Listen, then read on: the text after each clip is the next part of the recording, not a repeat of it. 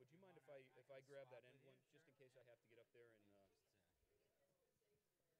Why don't we just sit in order then? If you don't mind, we'll just. So how you like your mom? It's great. Yeah, yeah, Are you yeah, being yeah. contract officer? Or are you doing other things? Well, we have a news delivery systems research initiative. Sure. That Right. I'm going to be involved in. Right. And Yeah. Rick Ronnick's starting a lot of intramural. I'm going to videotape this Looking as at, well. I So wondered, integrated health because systems. I actually I couldn't tell what the job was because Oh, for me? they kept because Oh, I good. was on the phone and they would tell me, oh, well, he has to be a contracts officer. I'm like you, just rely on the phone. He's great, but I really just wants to do that. Or, Yeah. Well, And I that's- think it was that's all Rick part and of it. Irene and Yeah, yeah. negotiating. Oh, good, But good. actually, having to, a really, having a good person you in gonna be charge hanging of around that initiative becomes important. Ready? yeah. And hey, well, good morning, everyone. so, We'll talk later about it. yeah. Good morning. Here we go. A little help from the audience. We expect the clamoring and clanging of forks and spoons and plates, so feel free, enjoy your bacon, fruit, bagel, whatever it is you're eating. Welcome to this breakfast panel, and we've titled this Designing Meaningful Evaluations of Complex Health Improvement Initiatives. My name is Dennis Scanlon. I'm a faculty member at Penn State University. Also have had the privilege of leading the evaluation of the Robert Wood Johnson Foundation's Aligning Forces for Quality initiative for the past number of years. I'm joined on stage by Marcia Gold. Marcia, I have everyone's titles here, is Senior Fellow Emeritus at Mathematica Health Policy Research. Michael Furukawa, Senior Staff Fellow at the Agency for Healthcare Research and Quality, and Rob Lott, who's Deputy Editor at Health Affairs. So pleased to have the three of them joining me this morning to talk about this topic about evaluation. And for those of you who are expecting to learn a little bit about the AF4Q evaluation, I will give a little bit of background there. The purpose of this session is not to completely discuss AF4Q or to talk about the evaluation for the entire session, but more to focus on how we collectively as a field of stakeholders, researchers, evaluators, policymakers, health improvement folks, federal and state policymakers, can use and design and better use evaluations going forward so that we can learn from the myriad of work that's happening and hopefully ultimately get to where we want in our healthcare system. So I'm going to kick it off here with just a few slides, and we don't have many slides. I'm the only party that does. This is our outline for this breakfast panel. I'll give a little bit of background and context in a brief overview of the Aligning Forces evaluation design. We're going to hear different perspectives. We've asked Marcia to provide the evaluator's perspective, and she has extensive research working on federal, state, and other sponsored evaluations over the years. So Marcia will provide some thoughts from her work. Michael will talk about designing and contracting for evaluation from a policy perspective, and he had quite a bit of experience prior to his time at AHRQ working for the Office of the National Coordinator on programs like Beacon and others, and thinking about contracting and working with evaluators. And we have Rob, who will be talking about disseminating lessons and findings from evaluations from a publisher's perspective. Of course, everybody wants to have their work published in Health Affairs. They get quite a bit of stuff, and it's their job to think about not only what to sort of put in and how to communicate, how to disseminate it, but also to work with authors, as Health Affairs does, to make sure that the message is sharp and gets out. And then what we want to do is open this up to the rest of you. We really expect audience engagement and an open discussion. I've talked with a number of you already who have made some points and some thoughts, and I said, make sure you stand up and ask that question or just give your perspective. So without further ado, let me, since we are here with this summit, the Align Summit, partly focused on the Aligning Forces for Quality program, I know some of you in the audience may not be quite familiar with AF4Q. I'm going to give a brief summary, but what you're going to be hearing over the course of the next 2 days is a lot of information about Aligning Forces for Quality. So I'm going to just kind of give a high-level overview. But as the Johnson Foundation describes, this is its signature effort to lift the overall quality of healthcare in targeted communities, reduce racial and ethnic disparities, and provide models for national reform. The sort of tagline has been, AF4Q asks the people who get care, give care, and pay for care to work together towards common levels of improvement. And if you want to read more, this was an article published by the president of RWJ, Risa Louisa Moore, and Michael Painter back in 2008 at the very onset of the program, describing the idea for AF4Q and how it was envisioned to play out. These are the 16 places across the country where Aligning Forces for Quality has been implemented over the past, I'd say 7 to 8 years. And if we think about programmatic areas, this was put together by somebody related to the program, the idea really was that all of these pieces, public reporting and measurement, consumer engagement, quality improvement, surrounded by equity, were all very important for improving healthcare systems in local regions. But each of these things by themselves would not be as impactful as these things together. And so the idea is really that's where the alignment comes from, is to think about how engaging patients and consumers relates to measurement and reporting and relates ultimately to system-level quality improvement.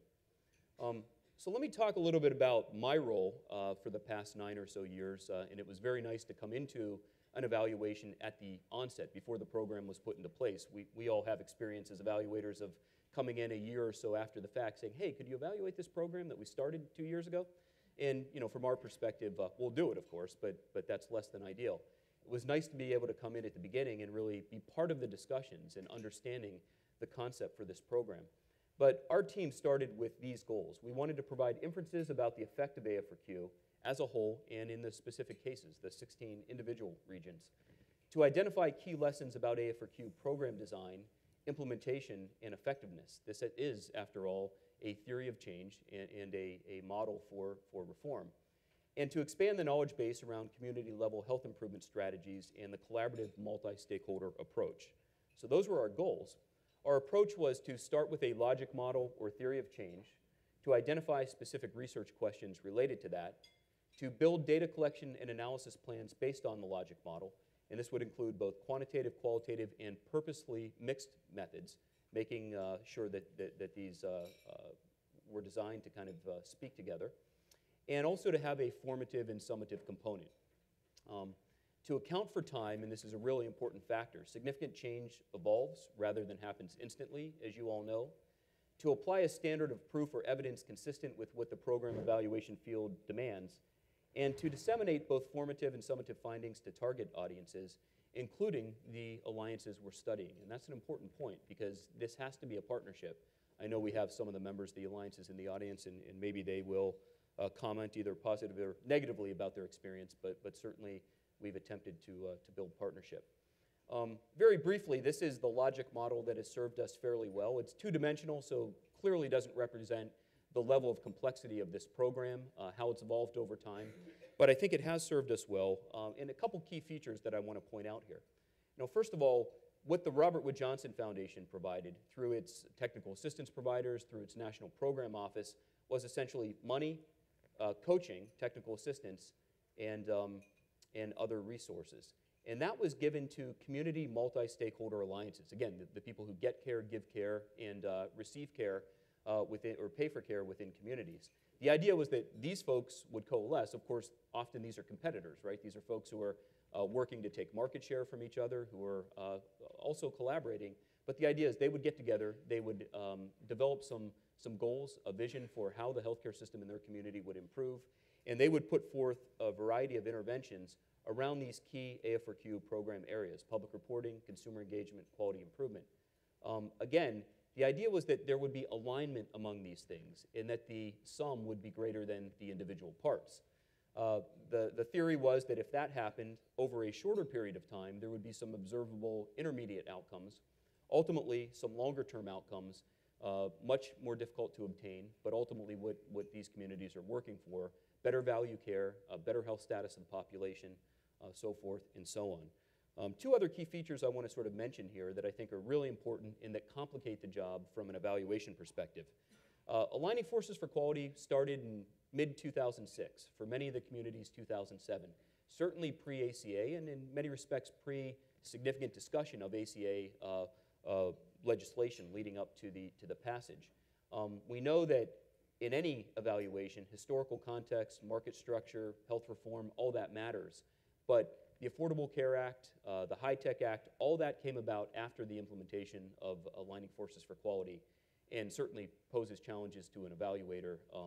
But also both good and challenging opportunities. A lot of resources, a lot of programs, a lot of activities synergistic with aligning forces, but thinking about the attribution to any one specific program like AFRQ is obviously very challenging.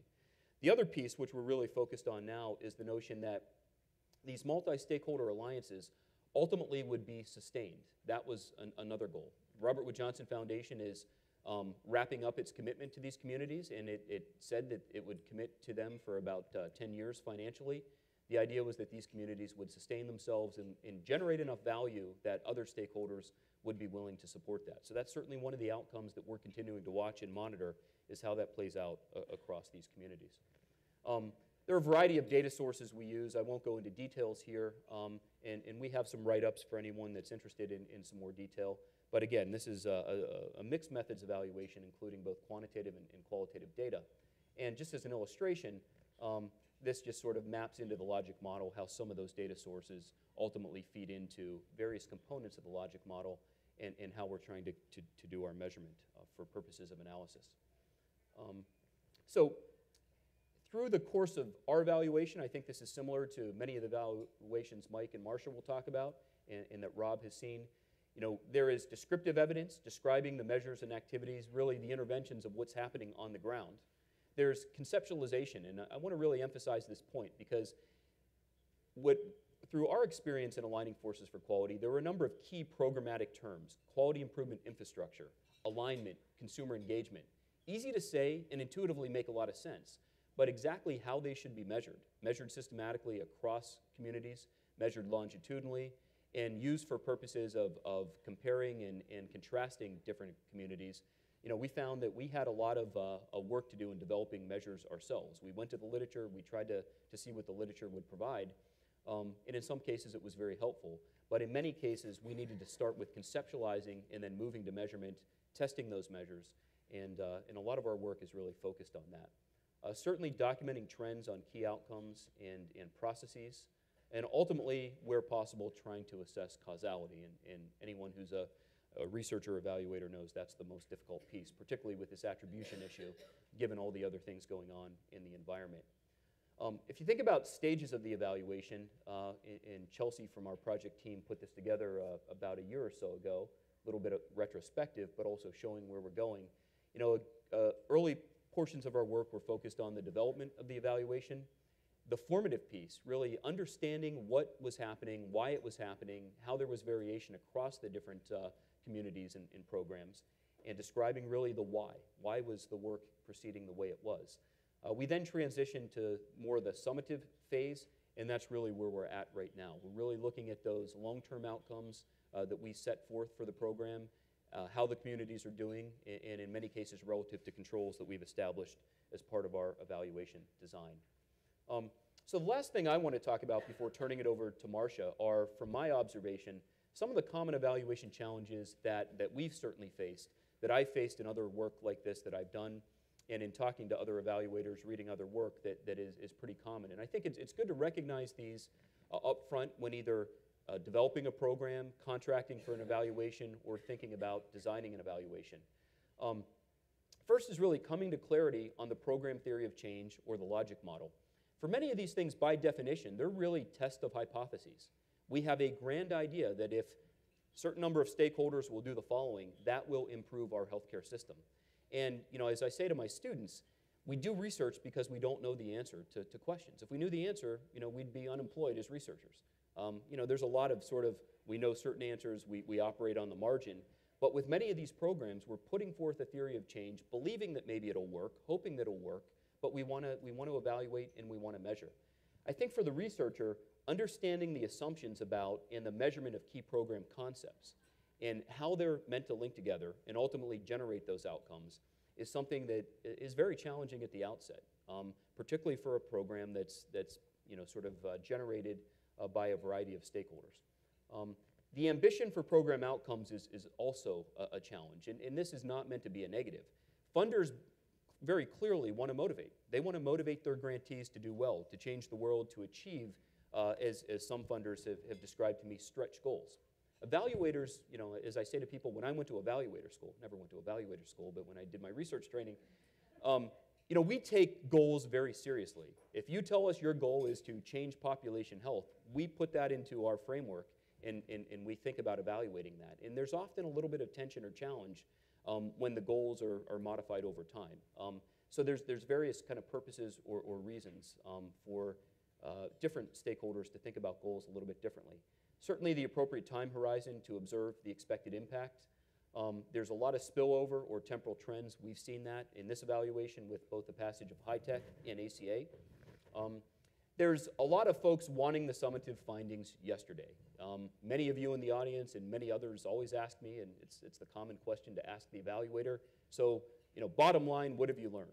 You know, and we got that about 6 months into the evaluation in 2007, right? There's reasons for things like pre-post design, and you know, part of that is the post design, which means sort of let time evolve and sort of understand what happens. But by the same token, policymakers, stakeholders, others really want to know on the ground what's happening. So creates a little bit of tension, a little bit of healthy tension.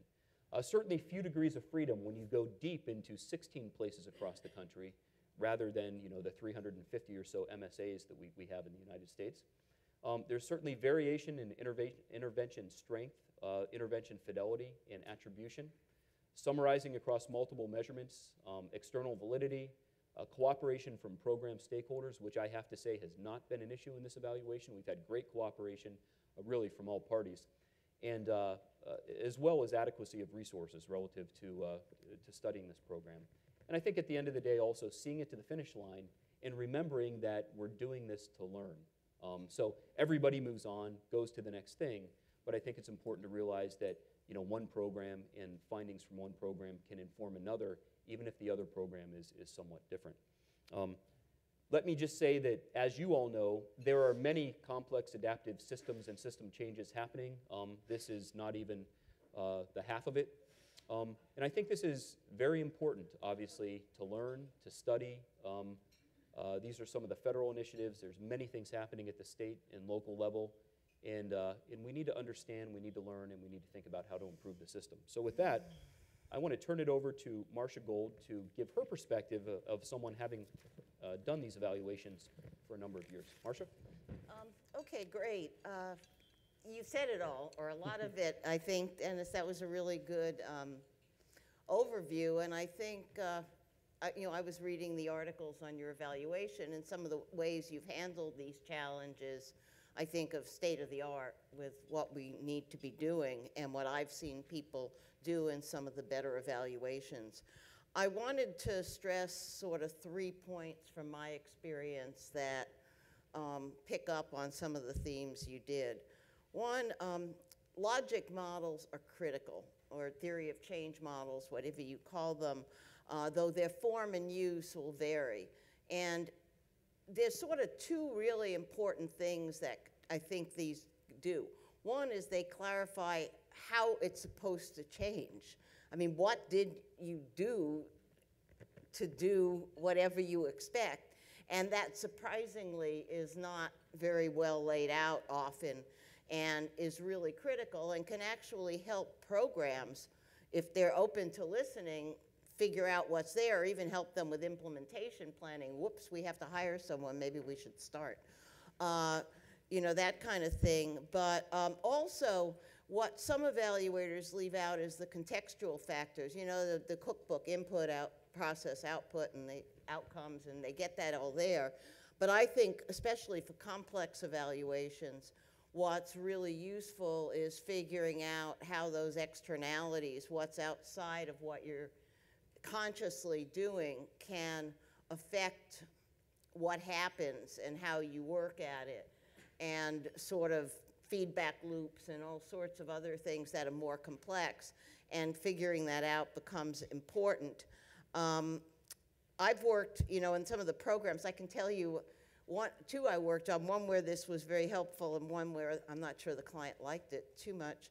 But the Rockefeller Foundation years ago had an economic security initiative. I think it may still be going on, I'm not sure. But they had, you know, pretty big goals. They were going to improve the economic security of the American people in terms of income and retirement security and health security. And they didn't really spend that much money, and a lot of the stuff they funded was going on anyway, and so you line it up and you say, okay, well, you know, at least they weren't looking for impact, but, you know, they said, okay, we can take the trends and look at them. But, you know, you look at the scale and you point that out, well, you know, there's this thing here and you're doing this, and maybe they don't like that, but it really, you know, points out what's realistic, and I think it helps you sort what you can and cannot answer, or what you shouldn't expect. So that's helpful.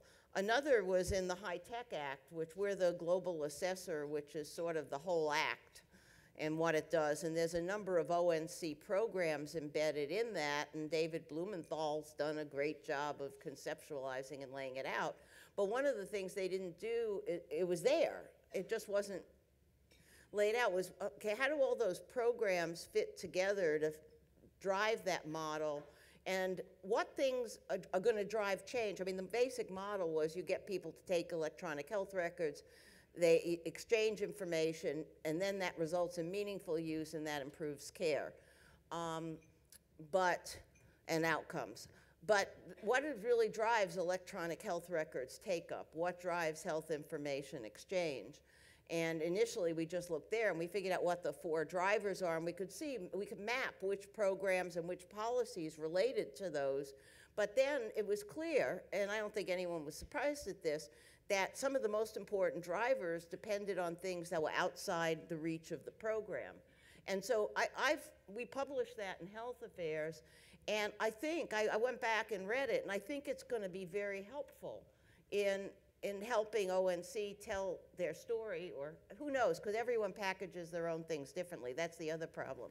You use your model, but they may have their own model, and they have to say it all the same way. But at least I felt like we highlighted some of the tensions that were going to be most important going forward, particularly with exchange. Second, I think getting realistic research questions is key.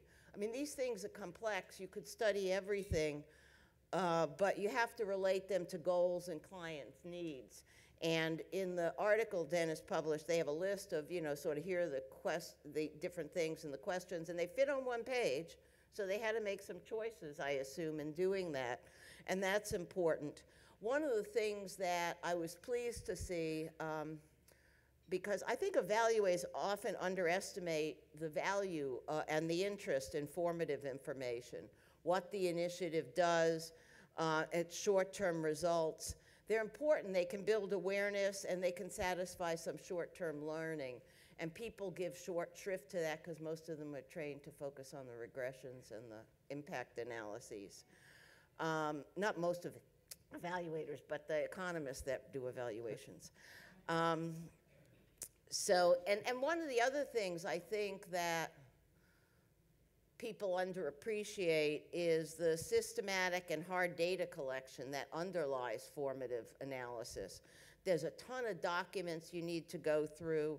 You need monitoring measurements. You have to figure out what's going on.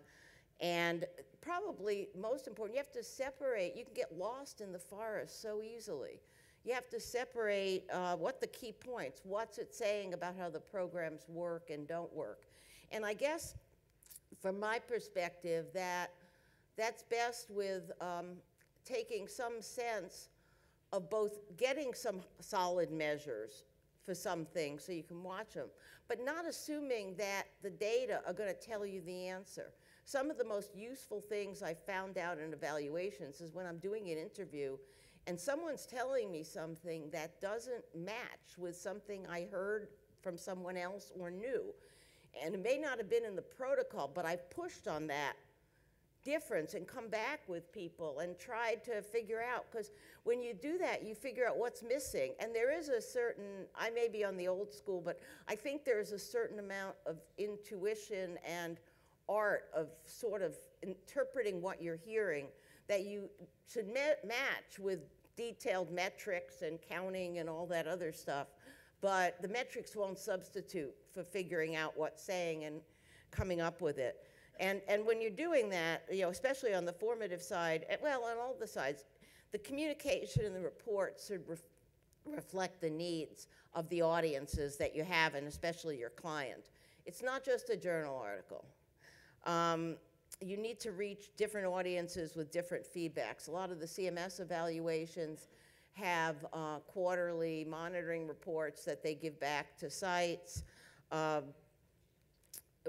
You know, the issue briefs on Beacon. I think we could go on. There are a variety of ways that people are getting to know, but they're not throwaways, and they're really important. And there are some issues with then working with journals so that you can't not publish it, because I think it's important it gets in the archive, but you have to get stuff out. I've heard people keep what I consider pretty boring, limited findings that they're saving because it has to be in a journal and it's not known for 2 years. It's not that important to begin with. And most journals I know would probably take it. But you have to make this trade-off of how you're going to do this. And then, you know, the last thing is it's hard to have it all. Data collection and analysis is expensive. And I've been struck by the differences in amount of resources spent, some of the government programs versus, you know, the foundations. And RWJ, your evaluation is pretty well funded, it seems. It's unusual. Foundations don't often have that much money or put that much money into it. Historically, RWJ has been one of the best. And but even there's limits. And I worked on the Comprehensive Primary Care Initiative for a while. And that's a big one that CMS has. And they put a lot of money into it. It was important to them, but there had to be trade-offs. I saw, for example, it looked like you weren't going to be looking at the quality of the TA that much. Maybe you monitor it, but that's a question you could ask. But you cut that out because that takes money. Which surveys do you do? Surveys are very expensive. If you want to get subpopulations, they're even more expensive. And often you need them because the other data aren't there or can't be merged. So you have to limit the scope. And in doing that, I think it's almost, you and the client have to be able to look ahead in a decent way to try and project what's going to be important sometime forward. And that's not always very easy, and where to put money in and where not to put money in. We've had some success. You complement the more broad-based, like survey all sites, with what on comprehensive primary care we call deep dive sites, where, you know, that we went into more depth with a certain number in the various communities so we could answer some other things. And finally, one thing that struck me, I think because of my work at Mathematica and contrasting it with some other stuff, you really need a team. It's not silos. I don't know how things work, but often multidisciplinary research or the teams on studies, you know, you divide it up and you do that part and you do that part and you do that part and someone else does that part. Well, all those parts have to have a synergy that works together around some common features. And just because someone did that part and you're doing that part doesn't mean that part can't inform that part. And too often I describe some of these things as like parallel play, where everyone is a child development concept. It means the kids play next to each other, but they don't interact with each other. It's when they're really young. And I have a sense that a lot of evaluations are like that, where people are doing their own thing, and then they're wondering why it doesn't come together at the end, or you're not getting the value. And so places where you can get an interactive team, where you have enough scale that you're not just using a graduate student for 2 hours here and there, but you fund a common researcher who works more on the studies, or you have surveys that actually use a survey firm who knows how to do surveys, become really important to the results you get. It sometimes can add to the cost of the study, depending on how different cost structures work, but I think it really helps. And regardless of the venue, I think this really working together as opposed to creating silos is critical. Great. Thanks, Marcia. So Mike, you want to tell us a little bit from your perspective? Absolutely. So good morning. Let me first say the standard disclaimer that what I'm about to say is my own personal view and does not represent the opinions of the Department of Health and Human Services. Does it have any opinions? So Dennis asked me to talk about designing and contracting for evaluation from a policy perspective. So I'm going to talk mostly about my previous experience at the Office of the National Coordinator for Health IT, or ONC, where I served as the director of the Office of Economic Analysis, Evaluation, and Modeling. So we were charged with evaluating HITECH, which is the Health Information Technology for Economic and Clinical Health Act. And it was a fascinating experience. Back in 2008, just prior to HITECH, only 10% of hospitals and 17% of physicians had adopted a basic electronic health record system. And so the motivation for HITECH was to spur nationwide adoption of interoperable EHR systems and related technologies. And as many of you know, David Blumenthal and others led significant policy change to create ONC and to develop programs to support doctors and hospitals to adopt and exchange health information. And so as part of the HITECH Act, there were meaningful use incentives as well as assistance programs. And there was $2 billion in HITECH programs, 8 different programs. And HITECH also created the ONC as the official federal agency to coordinate health IT, working with CMS, HRSA, and others. And as part of the $2 billion was also $20 million to do program evaluation. So we were quite fortunate to award 6 contracts, one of which was to Marcia and her team at Mathematica.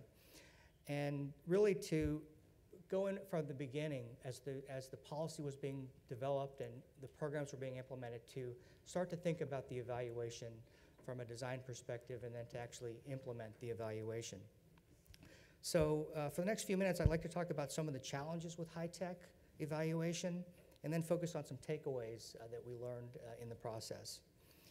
So first of all, the scale of HITECH was enormous. $2 billion in programs, an additional $30 billion in meaningful use financial incentives to 520,000 eligible professionals and 5,000 hospitals.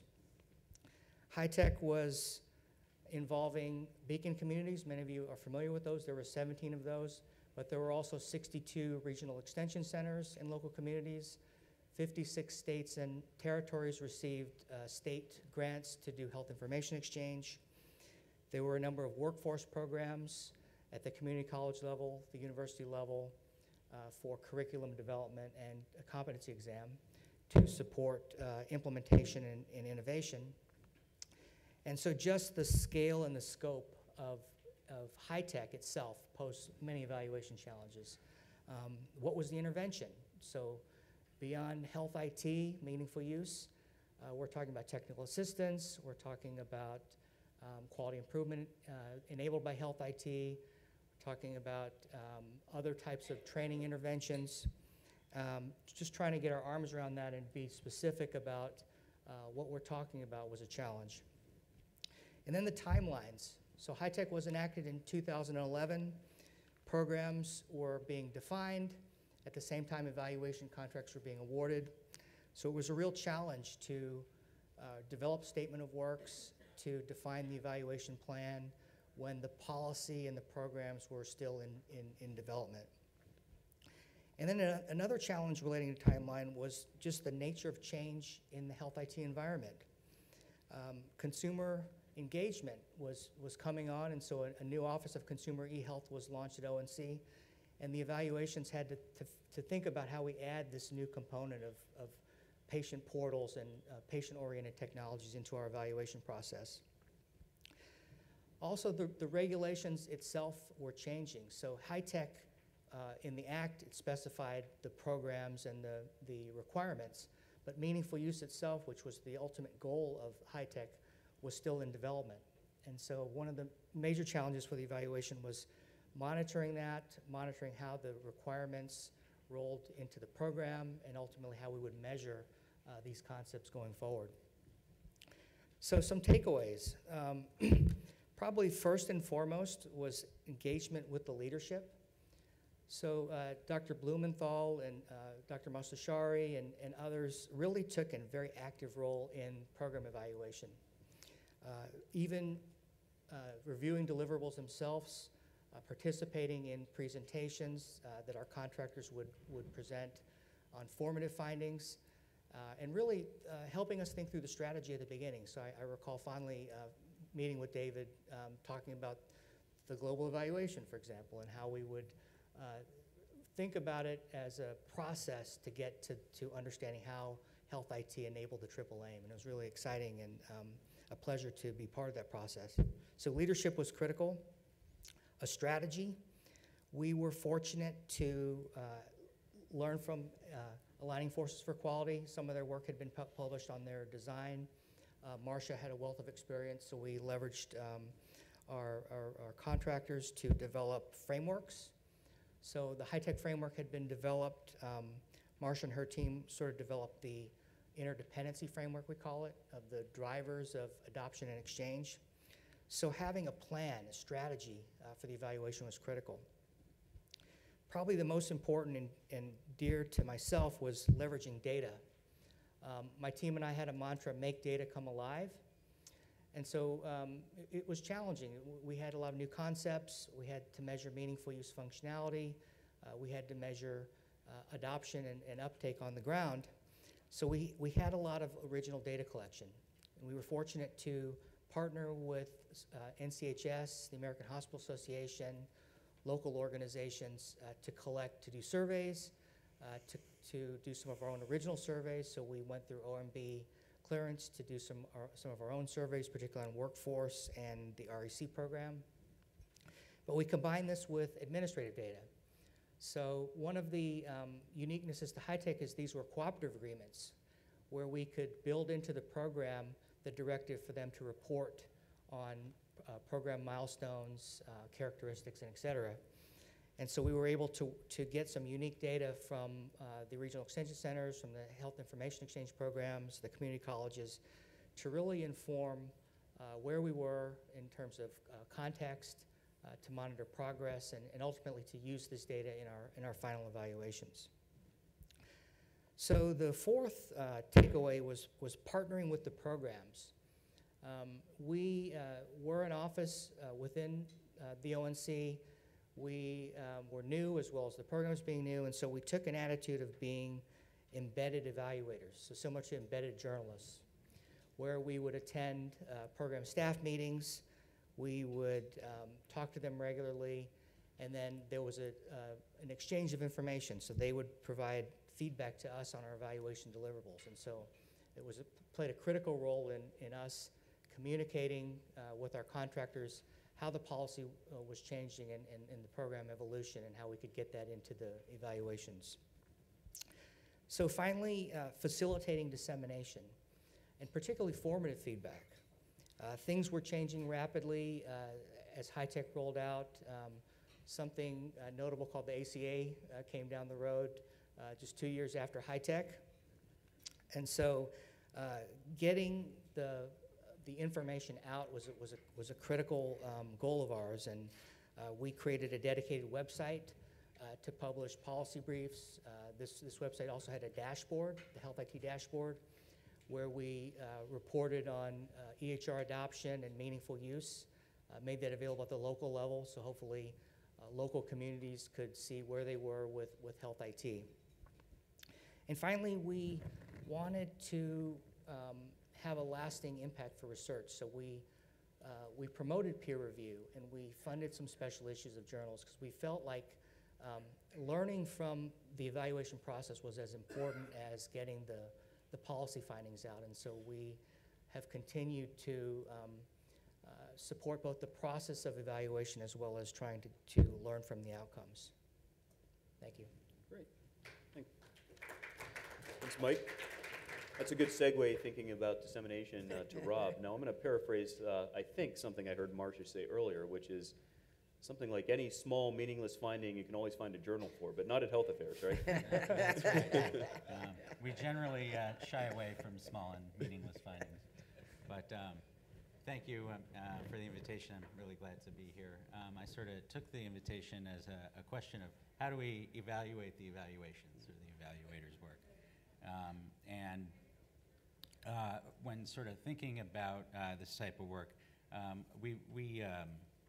we really feature the sort of the broad spectrum of research, evaluation, manuscripts, and that can be both quantitative and qualitative research, work based on surveys and polling data, work based on interviews, and it can take a lot of different forms, frameworks, logic models, the hard numbers and outcomes, both formative and summative pieces, and I'll talk a little bit about that later. But when we first get a paper submitted to Health Affairs, we sort of ask 4 key questions right up front.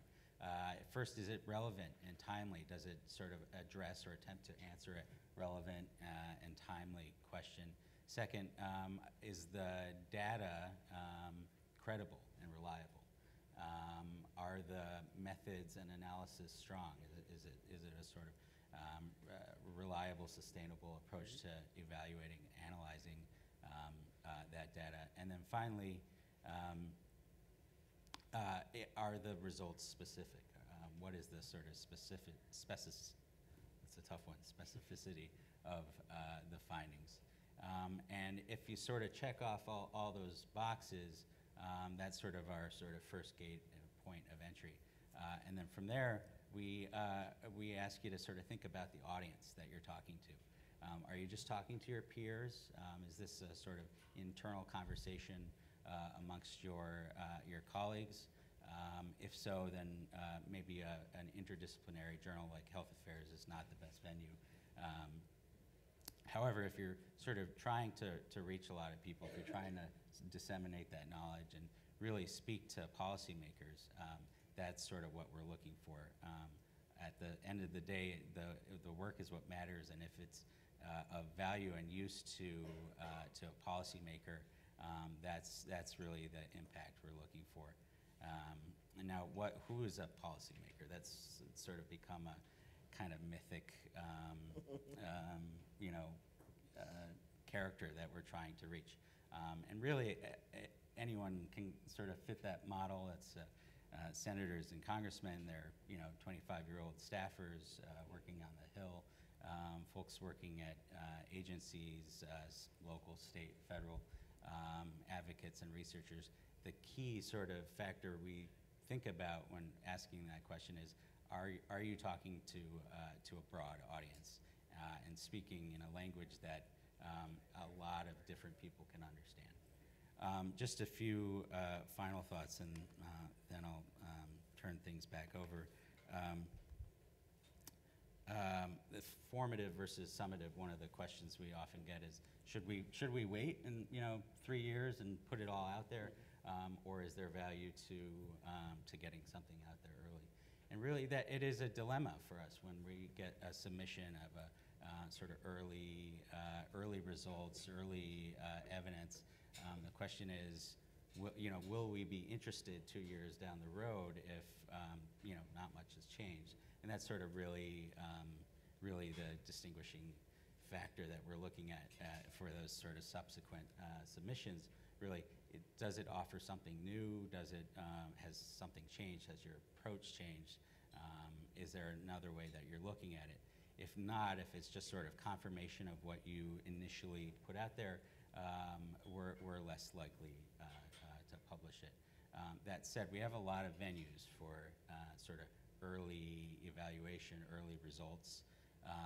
Of course, the journal, we put out about 200 articles a year.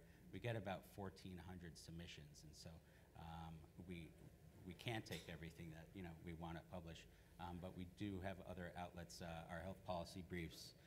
We have a pretty widely read blog where, in recent months, folks have been sort of sharing sort of early thoughts, reactions about the work that they're doing, their early evaluations, and that's a way to sort of let people know that you're out there and the work that you're doing, and to sort of stay tuned for final results, but also that there's something important to share early on.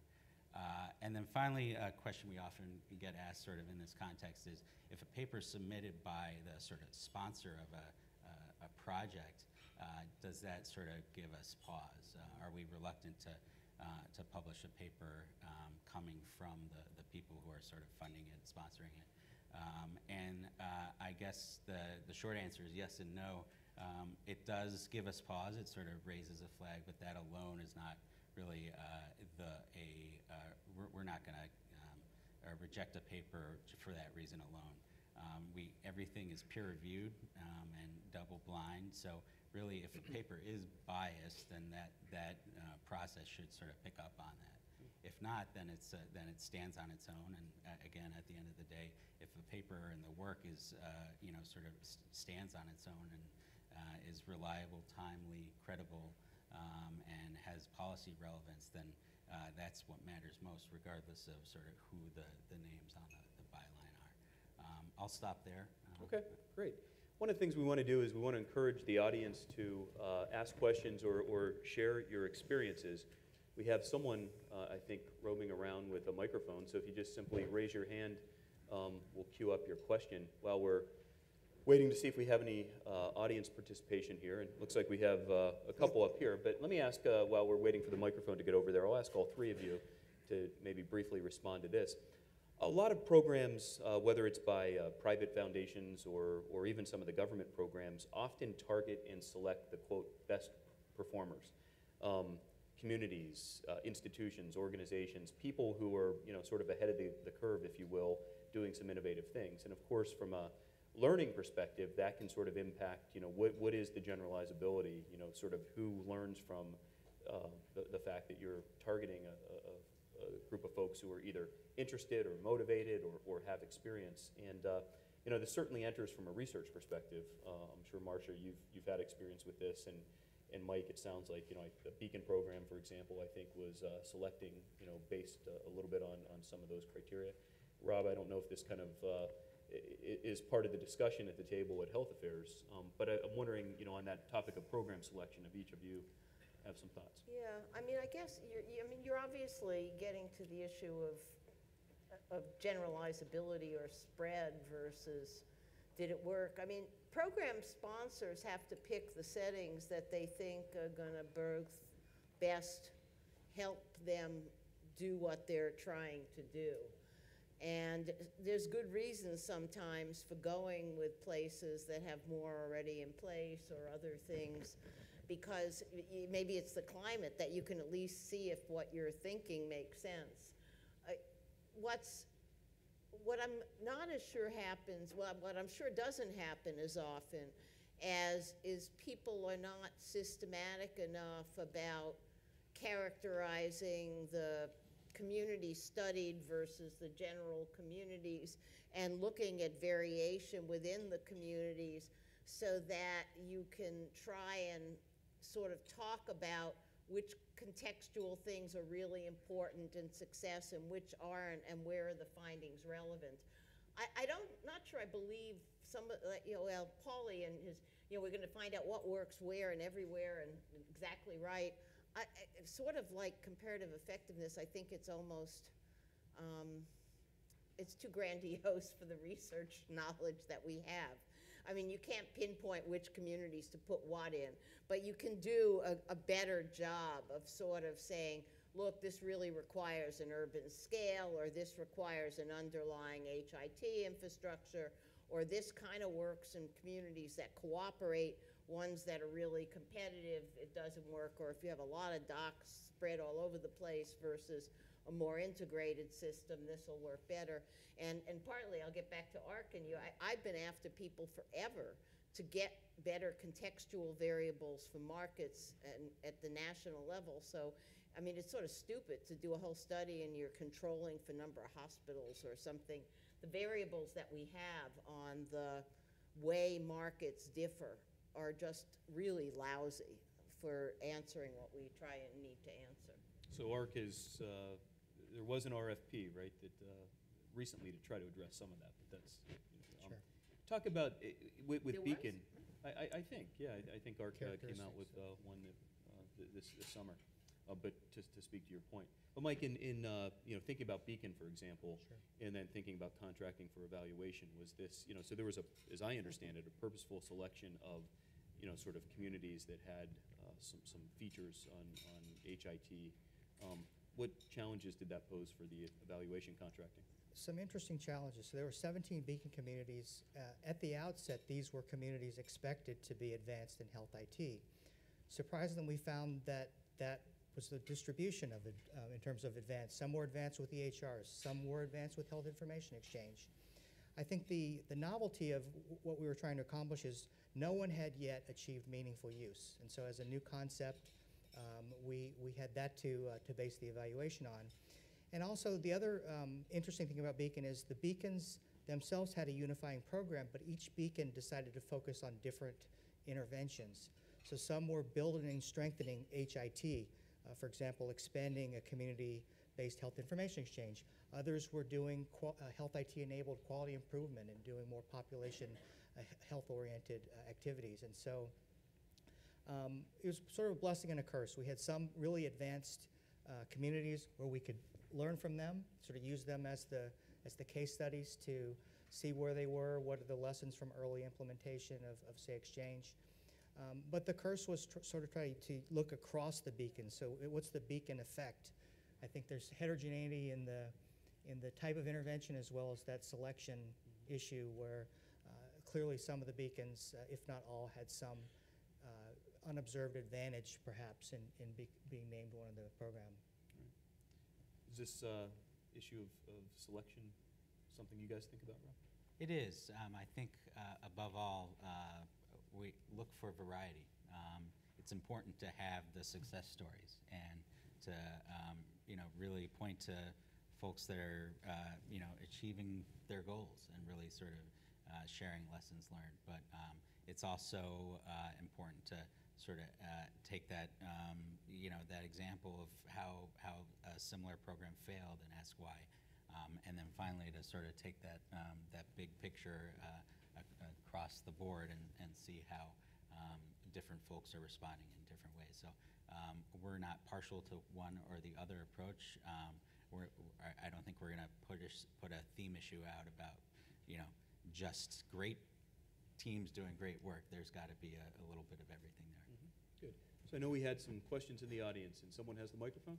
I do, thank you. Okay. So I was responding to something Marcia said about formative evaluation information being underappreciated, and especially from my experience with not Aligning Forces, but a different grant program, not the evaluation that goes up to funders and the general audience, but the evaluation information that goes back down to our stakeholders. And we found that that was really important for them to feel engaged in the program, to get information that was understandable and fairly timely. And we're working with a lot of organizations that are not very evaluation sophisticated, so we had to figure out how to present it to them. But it helped, if they could get that, it helped them stay engaged and feel like they were, in fact, making progress with us towards our goals. And a lot of it was that formative stuff about knowledge, attitudes, that we assumed would be the basis for behavior change in the future. So it's sort of a comment, but I don't know if you wanted to react to that kind of evaluation. Yeah, I think you're absolutely right. I know in our work with Aligning Forces, a couple thoughts on this. One, I've always, through the experience that I've had, realize and tell those I work with that as evaluators, you certainly take. You take data, you take time, you take from the grantees, from the individuals on the ground doing the work because you're trying to understand them. But you don't want to be viewed as just a taker. You need to be a giver. I mean, it's a mutual partnership. And I think that if you can think about ways in which you can give back information, and formative findings is a great example. I think it creates trust, it creates respect, it creates sort of an ongoing relationship where you have that participation, and I think it makes a world of difference. I also think that there are some ways in which there is this. Some people say, well, you're the evaluator, you need to sort of stay a distance and separate yourself from those you're evaluating, and I get that, and that makes sense to some degree. But by the same token, why withhold useful information that you might have that can be very valuable formatively, and sometimes having that different lens. Coming at it for a set of grantees, can be quite valuable. As an illustration, we have a survey as part of our AF4Q evaluation of the stakeholders participating in these multi-stakeholder partnerships. It's a longitudinal survey. It's done via web. The sample is, the membership, those who are actively participating as a committee member or a stakeholder in these community partnerships, and we feed back those reports. Now, where we draw the line is we don't tell anybody what to do. You know, here's your results, this is what you should do. That's not our job as an evaluator. But we feed back those results in reports, we trend those results, and some of the grantees have said, you know, hey, can you come talk to our board about this survey? And not so much about our results, but sort of pitch it in terms of the variation and sort of how we are relative to others. And I think that's the kind of formative stuff that from my experience, folks appreciate. Other question? Yes, Linda Bilheimer from the Congressional Budget Office. I wanted to ask and follow up on Rob Lott's comments about negative findings as well as positive findings. In thinking about the implications of a new policy, we have to think about what is the center of the distribution of possible outcomes. And in many areas, it is often the case that primarily positive findings are published or released by evaluators. And the full spectrum of potential outcomes that we need in our work is often hard to dig out.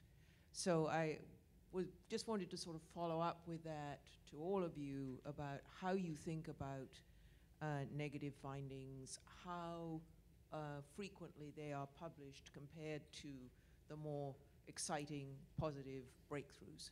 Thank you. A great question. I don't have any hard numbers. You know, on 70% of our findings are exciting and 30 are not. But I think it's a fair fair thing to point to that the bias probably is toward success, toward something that's going to be interesting and get a lot of eyeballs. But we're conscious of that and try to respond to it by really sort of looking at all the potential outcomes and seeing value even in the program that didn't achieve its goals, but in the process taught us a lot of lessons. So it is something we're very aware of and try to address as best we can. I'd like to follow up on that, and Mike and Marcia may as well. I mean, I think that there can be kind of high stakes and high pressure in some of this work. Policymakers, put billions of dollars into a program, and if it doesn't work, you look bad.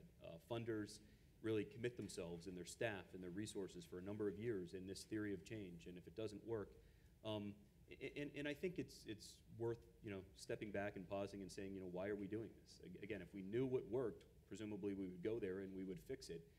These are theories, these are hypotheses, and we're trying to learn. And so I think we do have to emphasize learning, and to your point, that means learning from the, what doesn't work. Oftentimes those are the best learning experiences. The other thing I would say, though, is it's often not it works or it doesn't work. Really, this is where context comes into play, I think, in a lot of programs. It went differently here than it did here because of context, community context, stakeholder context, reimbursement context, policy context, whatever the case may be. And I think that's really where the critical lessons lie. And I think that I do think we need more venues. So take that back to the office, Rob. For publishing this kind of stuff and for telling these stories. Yeah, I just on that one, I think there has to be a way to get negative findings out, maybe if it isn't in a journal, some other way, so at least people like you and CBO can see them. And I agree, it's not yes or no. I think one of the biggest challenges I anticipate, and I know has been an issue, is just getting the findings out at all. In government these days, especially in a very polarized environment, there's a lot of concern with how information will be used, and millions of taxpayer dollars sometimes are spent on things that that we've learned stuff, but the learning doesn't get out. I think CBO and other congressional agencies have a role to play in helping get the data out. I'm told we need to end. Maybe we can do one quick last one, and then we need to wrap up. I'll be really quick. I may need Kilborn. I'm director of the VA's Quality Enhancement Research Initiative. And Marcia, I really appreciate your thoughts about measuring contextual factors. And Dennis, maybe this is a question for you. With your evaluation, what have you learned about evaluating some of the technical assistance or the mentoring or provider coaching that you looked at? Because I think in many respects that's sort of an intervention in itself that's could be sort of impacting the contextual factors or be impacted by contextual factors in the outcome as well.